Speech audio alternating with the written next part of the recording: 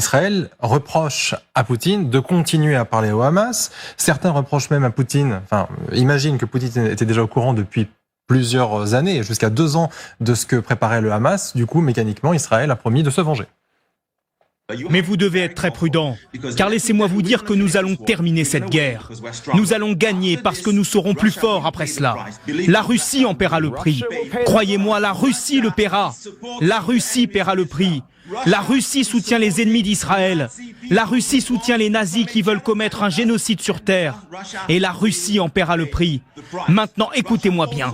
Nous allons en finir avec ces nazis. Nous allons gagner cette guerre. Cela prendra le temps qu'il faudra, mais nous gagnerons cette guerre par la suite. Nous n'oublions pas ce que vous faites. Nous ne l'oublions pas.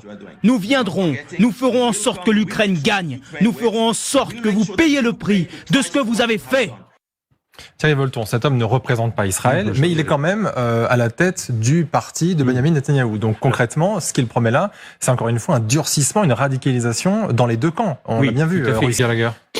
Non, il y a un pays qu'il faut garder à l'esprit, qui est voisin d'Israël, c'est la Syrie, par lequel transitent des armes depuis l'Iran en direction du Sud-Liban, et qui est régulièrement donc ciblé par Israël. Cette nuit, par exemple, les Israéliens ont frappé en territoire syrien.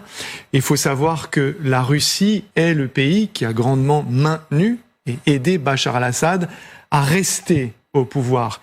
Et Israël a beaucoup coordonné avec les militaires russes sur place, notamment afin que son aviation puisse aller cibler le Hezbollah, qui faisait transiter des missiles et des armes en direction. Et donc Benyamin Netanyahou ne voulait pas froisser le russe afin de pouvoir bénéficier de cette capacité de frappe en territoire syrien. Mais j'ai envie de dire, c'est une erreur de jugement et d'appréciation supplémentaire dont Benyamin Netanyahou devra répondre. Ouais. C'est-à-dire que finalement, en étant ambigu sur le conflit russo-ukrainien, il a à nouveau, si vous voulez, dans une certaine mesure, choisi le mauvais côté de l'histoire. Et on voit, et ça a été rappelé à l'instant, que Zelensky, lui, il a clairement choisi son camp dans ce combat. Il l'a affiché et il l'a dit. Et juste sur l'opposition Russie-Ukraine autour de la figure du juif avec un J majuscule, 15 millions d'Ukrainiens en mai 2019, ont élu un juif président